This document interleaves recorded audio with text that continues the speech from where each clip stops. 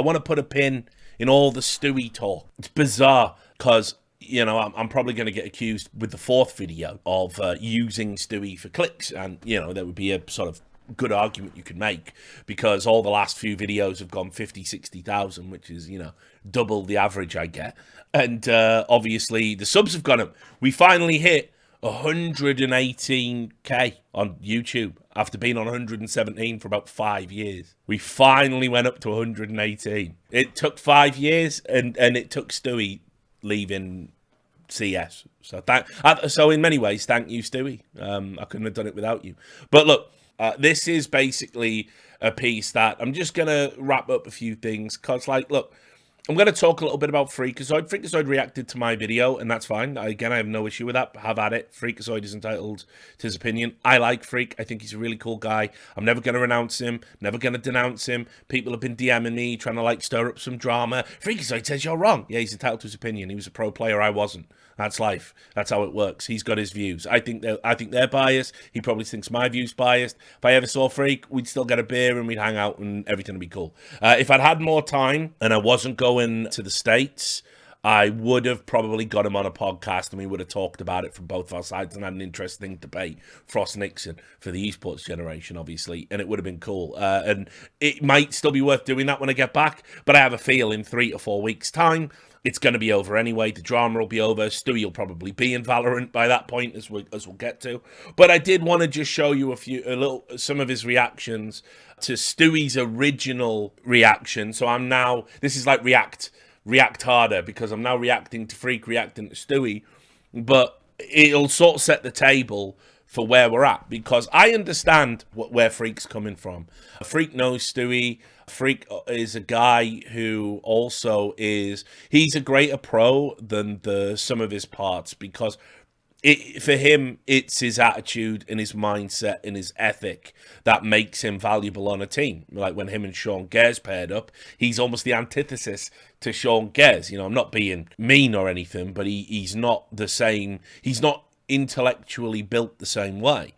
And Freak's more of the enforcer, and he's a very, like, loyal guy, and he's got a very good positive personality, which is why all of that bullying stuff when he got sent to that fucking seminar, which, spoiler, I don't think it ever happened. I don't actually think he had to go to a seminar. I think it was just something Cloud9 said. That's why it was so ridiculous, and that's why I wrote an article basically defending him, saying this is really fucking stupid. And, of course, the circle jerk was anti-Freak back then. It was the one day Simple wasn't the bad guy, and so Freak got fucking wrecked for things that he didn't even really do, you know, because to call him a bully when he was just sticking up for someone who he thought was being bullied doesn't really make sense, does it? But anyway, I really like him as a guy, and you know, we go way back, and like I say, if I saw him, you know, I'm from a time when you can disagree with people and still be friends with them, so it's not an issue. He could even on his videos have said, I don't know what I'm talking about, or I'm pulling it out my ass. I believe if you earn the right to an opinion,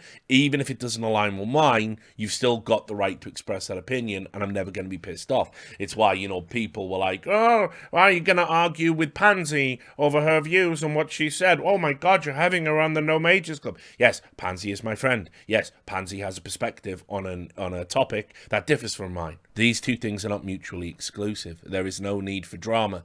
So anyway, he did do like a react video, and there's a couple of bits I just want to bring up. So just to give everyone an idea of the chronology here, this is literally when the first interview by Evie, the assistant coach at EG, about Stewie had come out. This in the first place. You know that, like, whatever happens inside a team is supposed to stay within a team. It's like a fucking code, bro. You need to understand, this should never be aired in the first place. And it's literally the most unimportant factor in this entire thing. Like the guy that Stewie said he barely talked to. So on that point, because that's where he's chosen to open the video, basically, you know, he says, oh, this should never have been aired. The dirty laundry should never have been aired. It's like a code.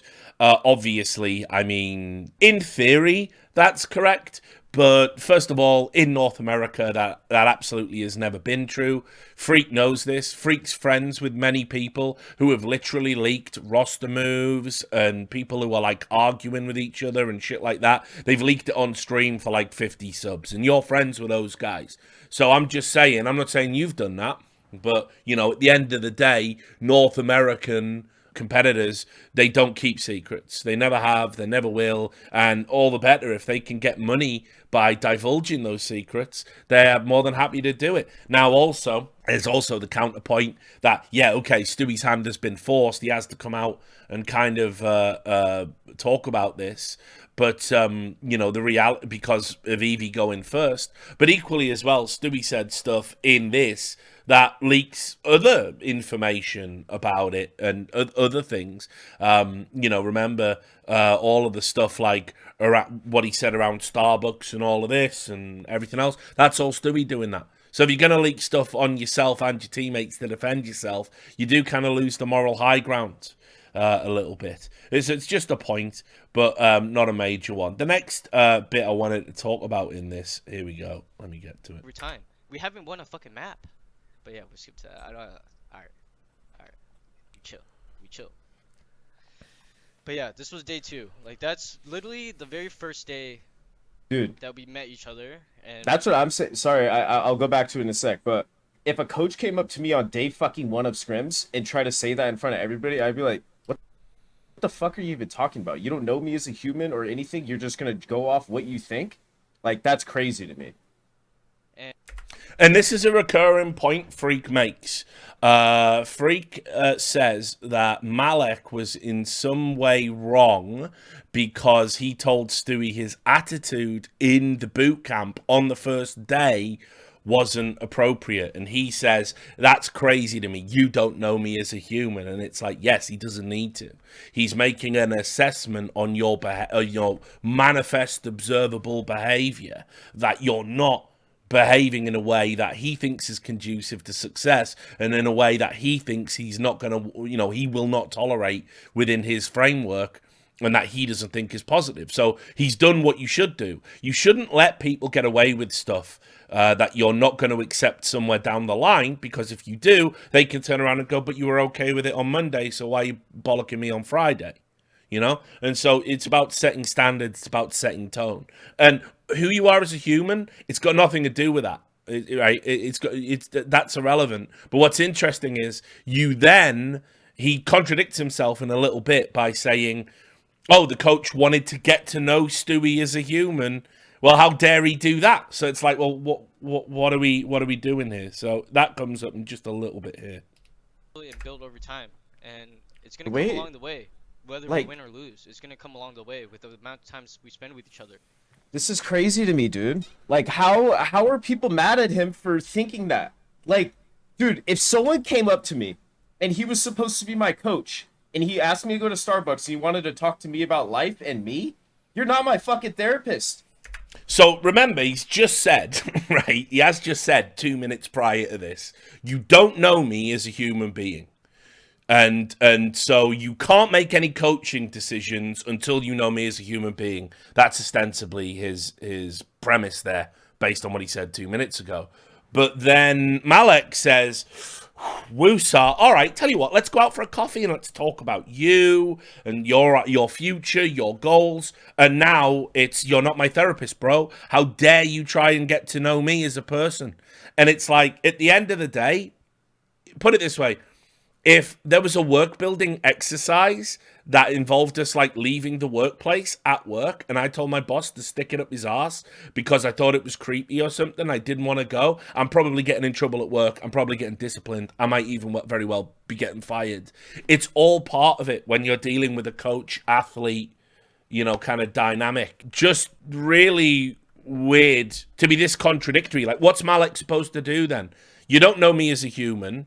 Okay, I can't get to know you as a human by doing human things like spending time. So what I have to do is I have to get to know you as a human by watching you fuck up the team, in my opinion, as coach. And then 3 months after letting you fuck it up, that's maybe when I get to say you should stop doing that. We're here to win. We're here to do a job Yep. Give it some time to see what's happening first. My life. You guys are morons in chats. I just wasn't ready for that. I didn't know how to react. So yeah, I don't understand how it's moronic to think that it would have been a good thing for Stewie to get to know Malik and gone and got that Starbucks. But okay, whatever. Whatever. I'm talking about. Whatever. The thing is, he's not his therapist.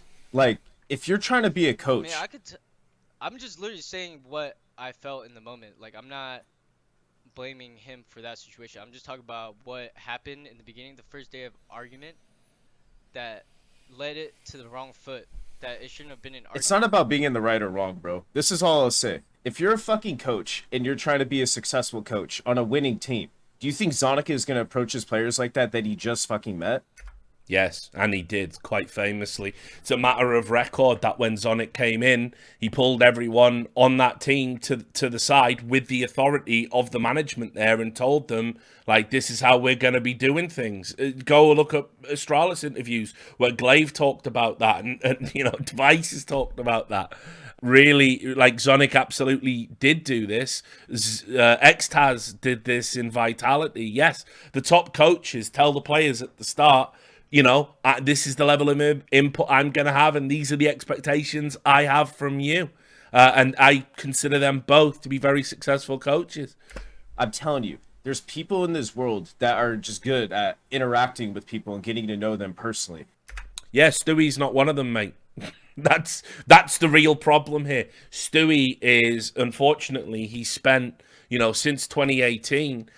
he's spent clearly a lot of time with like orbiters around him, like just gassing him up, and probably that run for 2019 Team Liquid didn't help a lot, and it's really inflated his ego. And unfortunately, there's a lot of apologists in NA. Here's what it boils down to: Stewie should have just gone and got that coffee, and they should have tried to build a bridge. Instead, Stewie refused to do it, and then spent his time conspiring to essentially do the coach's job within the team, which we know because when it came to doing the debriefs and doing the tactic runs and doing demo review, Stewie started doing them by himself with the players, deliberately doing them when Malik wasn't there. How can anyone think Stewie has behaved in a professional way with all of these blots in his checkbook? This is what I don't understand. If I was a coach and I'm coming in a team that I know has been struggling, I'm going to sit back, get to know people, be kind, try and like get them on my side, become friends with them slowly. I'm not gonna call somebody out on day fucking one of me or day one of scrims, day two of meeting somebody, and you already know this person has an issue with this, and you know he's gonna react in a negative way. So why would you start a negative thing right off the bat? So when can the coach ever talk to Stewie? When does it become all right? Why does a coach have to sit back and wait for Stewie to want to be his friend before he can give him coaching input? I hate to break it to you, see. Like, this is what I find surprising, because I know Freak. I know he's done sports. You're never going to find a sporting coach behave this way. No sporting coach is going to come in and sit back for a week and not talk to anybody, not announce that they're there, try and just be friends. It just doesn't work like that. They're going to come in and they're going to go, hi, I'm the new coach. This is how I want to do things. Let's do a training session. Let's see some hustle. And then they're going to start immediately correcting you and telling you and instructing you about how they want to do things. And again, it's this weird back and forth, like, is being a friend important or not as a coach? I don't think it is. What you have to have is a mutual respect. If Stewie is the person disrespecting me, and I've come in and I've respected him, I've respected him enough by giving him coaching input and telling him, don't do that, right? And he's disrespecting me by continuing to do that and continuing to misbehave, refusing to add me on Steam, refusing to come and get coffee with me, etc. I'm not the problem. I am not the problem. This is very much Stewie's issue. But NA teams really have this like fucked up mindset where it's like it has to be you know, all 5 people on the same page at all time. You all have to be buddies. It's why Adrian, you know, at Team Liquid was brought back after Moses came in. You know, I can't talk too much about it because it's not my story, but obviously me and Jason are very good friends and we talk. And Jason did try to make some fucking fundamental changes. And it was then and only then things started to come apart. Back when he was just like a parent and looking after them, you know, that was fine. They liked that. What they didn't like is when he tried to make some authoritative changes to improve them. It's NA players, bro. They just don't like to be told what to do. Trying to establish what? A friendship? To get to know somebody? To get to them? Like, what's your goal in this situation by doing that? That doesn't make any sense. As a coach, and as somebody that you want as your coach, you're supposed to be, and if you want to be more than a coach, like mentally, you got to know how to talk to people because this isn't right. Malek definitely does know how to talk to people. Malek is an adult who's been successful as a coach. Malek is an adult who has coached some of the biggest names in Counterstrike, and everything's been fine until he encounters Stewie2k and tries to tell him to change his behavior. I don't see an issue with it being on the first day. I think that's the best time for it. Get the standards set, and then we can all move in the same direction. That's how I do it, and I've done coaching. So no, the problem is Stewie. The problem is your boy. It's clearly a him thing. You're basing it off of something on the internet and articles and what other people are saying, rather than getting to know him yourself. That's also not true. Malek witnessed Stewie doing something that he felt was inappropriate, and he pulled his card, as you should do. That's what happened. He didn't come in with any prejudgment. He saw something and he reacted to that thing that was happening. And Stewie doesn't deny, by the way, that it was happening. Stewie says, yes, he was being Stewie, but as far as he was concerned, all the players were okay with it, and that's why Malek shouldn't have got on top of him. There's no right way to do it, and it's hard for him to do what he's doing and just do it live. Like, you have to think about it. Like, he can prep all he wants, right? But, like, if you're not sitting there fucking going over a speech like a goddamn politician, it's not going to be perfect. Look at, like, people don't understand the stress, but there's telltale signs of stress that happens within this game. Glaive literally had to take a break because he's like, I'm so fucking burnt out from this shit. Glaive had to take a break because his team had competed at 5 tournaments on 4 continents in 45 days. And they'd been one of the hardest working teams in the space since 2017. That's why he took a break. There was also, by the way, rumors of them finagling money with it as well, that they wanted a pay rise because they were entitled to one.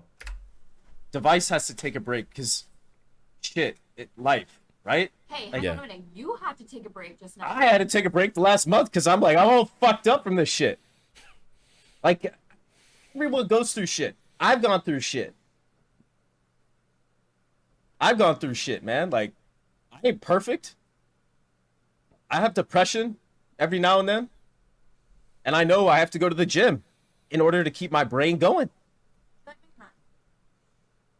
Dude. See how bougie she is, man? All right, well, fuck it. I'll leave it there, brother. But anyway, I'm not saying Stewie doesn't have, you know, issues that he needs to work on or that he wouldn't benefit from a break or whatever. The point is that that wasn't what he explicitly communicated. He basically made a decision. You see, here's the thing about the day one argument. The day one argument with Malek would have been water under the bridge, hence the olive branch of let's go get a coffee. The day one argument for Stewie was the end of the relationship. Which person is the mature one when they're operating like that? I saw Freak's responses. He did a really long one where he reacted to my video as well. I don't know if he'll react to this of me reacting to him. We shouldn't talk past each other because we do know each other, you know what I mean? So, like, if it's still a topical subject, I'll hit you up when I get back from the States. But anyway, for me, the bottom line is that actually that type of stuff isn't helping Stewie at all because he needs the short, sharp shock. But as it happens, as I found out, it's not going to make a difference because somebody sent me some chat logs. He was on Cooper's stream, apparently. He clearly isn't feeling there's not a lot of self-reflection. He was in the chat and he said, fuck Richard Lewis, fuck these coaches, fuck everybody. You want shit done. get it done yourself. That was the first thing. So just to get on, and you'll see why I'm using these chat logs, because he essentially does say he's going to Valorant or becoming a streamer. He's out of CS. So according to him, in his own words, it's no more speculation. He's saying it. So fuck Richard Lewis. That's just a really weird one to me, because like, again, like I've always been a big advocate for Stewie. Like, and it's like, it's sad that he's lost sight of stuff, because, you know, I remember there was this like after party. It might have been the E-League season after Boston. Anyway, it was one of the E-Leagues, and we were, it was like me and a few other people, and Stewie, and like Smix was there, and we'd all kind of like, there was like a load of players, and we'd got our own, you know, table, our own space. And we were just talking about what it's like to come from a background where your parents don't support you, what it's like to come from a background where you have to work really, really hard to get to where you are, and yeah, you can be really appreciative of it when you do. And Stewie, you know, Stewie said then, like, he's like, listen, I'm never gonna fucking... You know, I'm never going to throw this away. You know, I could have been like one of those esports people. You know, I think he brought up Double Lift being kicked out when, you know, because his parents didn't want to support his career choice. And he said that was nearly me, and, you know, all of this stuff. And I was like, oh, yeah, you know, man, I mean, I had it tough. I was put out on the streets as well by my parents. You know, my mother kicked me out when I was 16. And, you know, like, I get it. And we had a lot of, you know, commonality despite being very different people. There was this overlapping thread, and there was a lot of other people in this circle that had all had these good experiences. And it was like the grown-up corner. It was like, you know, we were looking over at the players that hadn't gone through the things we'd gone through to get to where we were. But here we all were together, and it was kind of cool. And it was a nice little moment. And so that Stewie, I think, would have gone far. That Stewie would have dominated the space still. That Stewie would have reinvented himself. Somehow by 2020... he's just surrounded by yes men and orbiters, and, you know, it's sad to see him be this way. Fuck these coaches. You know, if you're going to say fuck these coaches, how can this person ever be coached? So I guess you were the problem, right? That's what we're saying. Fuck these coaches. And fuck everyone. If you want something done, you've got to do it yourself. Stewie, bro, you've been doing it yourself this entire time. You've been doing it yourself. You've been the IGL of, you know, evil geniuses. You've been ignoring the coach. You've been doing things. You did do it yourself. And guess what? You fucking failed. And now, instead of trying to come up with something new or reflect on it, you've just gone, yeah, I know I suck. I know I'm a bad IGL. And then you're just spamming Valorant games all day. That's defeat. That's just admitting defeat. That's all that is. You haven't done anything yourself. You haven't achieved anything as an IGL. Then he says this, which, by the way, Carlos, I'm gonna fucking have a word with you next time I see you, brother. Should have really considered G2 Pepe hands. So the idea that G2 were offering him to go and be their IGL is absolutely fucking shocking. And I hope you guys appreciate, if you're a G2 fan, hope you all appreciate the nightmare you fucking dodged. Should have gone to G2. By the way, if I'm an EG, like, how many strikes does Stewie get while still making tens of thousands of dollars a month to represent your org? He's on break. They won't play in the tournaments like the one that's just gone, like the Pinnacle Cup. He's spamming Valorant games, and now he's saying he shouldn't even have come to Evil Geniuses after you fired 2 people to accommodate him at Evil Geniuses. After he publicly admitted he stopped trying in a tournament where if you finished last in a group, you could have potentially been kicked out of the league. How many chances does this guy get and still get to piss in the face of all of the fans in the org, all the people making a salary, all the people that would love in NA to have been one of the last men standing in NA Counterstrike and had that opportunity to be in IGL for an org as prestigious as Evil Geniuses? Nah, man, he should have gone to G2. He then went on to say, and this is bizarre, I know people got their lives and responsibilities. It'll blow by anyways. Nobody will know or be in my shoes. Everything is against me. I think we've established, I'm moving the chat so you can see me. I think we've established not everything is against you. You've been given chance after chance after chance after chance and have actually led an unbelievably privileged run in CSGO as a competitor. EG should have fired you. That's a fact. EG should have cut you several times. Not just for performance issues. But I stand by my points, but some points just can't be put into words. Generally fine if you have a point, you can put them into words. That's just something I've observed as somebody that makes points by putting them into words for a living.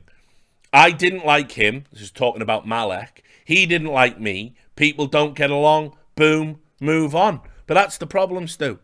You didn't move on. You didn't move on at all. You refused to move on. You refused to accept an olive branch. You refused to spend time with him. You refused to add him on Steam. You refused to work with him in any conventional sense. You went to, you took over his job, essentially. And then when he said, look, it's Stu or me, you basically made assurances to the organization that if it was you, it would be fine. And they picked you. And now you're spamming Valorant and you're going to quit. So you didn't move on, did you? It wasn't boom, move on. It was boom, let's stay miserable, pathetic, childish, and bitter about it. And when Malek gets fired, fuck him, I guess. Then, and this is the bit that's of the most interest to everybody. This is where he says he's definitely going to leave. There it is. People want to take me down, says the guy that's been given chance after chance after chance after chance. I'll leave this shit, and NA will find another face. Well, again, listen, I don't want to be that guy. You're not the face of NA anymore. That hasn't been true for a while. It's twists. Maybe you leave, but you're not the face of NA and haven't been for some time. In fact, you are rapidly, with the choices you're making, becoming the face of failure in NA, which you shouldn't want to do. But he does say he's going to move on and that NA will find another face. And you know what? Listen, maybe I'm going to empathize a little bit here at the end. And maybe you've got to the same place I've got to, which is the overlap and the parallels between you have grown to hate the thing you used to love. You're putting in all this work in Valorant, but whatever, let's just theorize you are still working on CSGO on some level. And nothing's going right, and nothing's paying off, and it's making you miserable, and it's making you sad. And, yeah, it's probably for the best you do quit and go and do something else. It's clearly not working for you. You're clearly not having a good time. Just get yourself gone. Get ghost. Peace out. It seems to me to be really fucking silly to keep putting yourself through this and to keep sort of saying that, listen, everyone else is at fault. They're all out to get me. Like, do you realize what that sounds like? When you're saying everyone's out to get you. But meanwhile, people are being fired to accommodate you.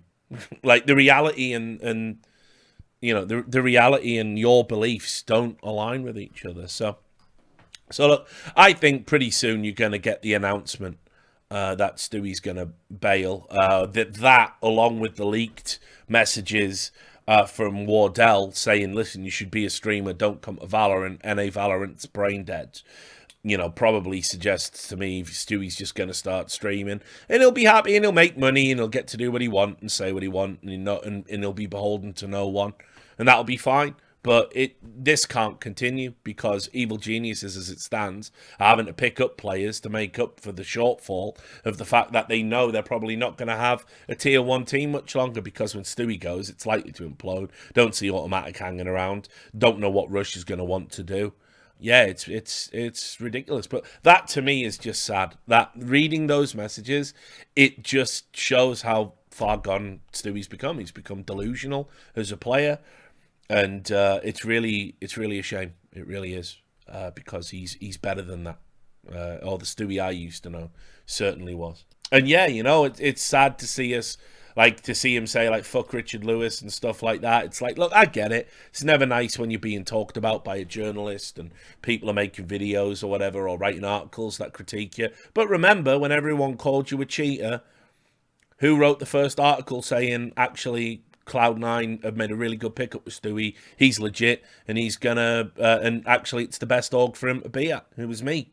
When everyone else was saying he was a cheater, or he was going to be an onliner, or he was a waste of money when they bought him from Splice, it was me. I wrote an article basically saying, look, everyone. Now, of course, that was in 2015. So that was when the loader arc was happening. So everyone just disagreed with me over it. But it's just I go to bat for people when they're being put upon, and I go to and I criticize people when they're being cunts. It just seems to me to be like there's no, there's no like I'm not being disloyal or anything by doing that. I'm just saying you're doing some fucked up shit. It's just pretty crazy.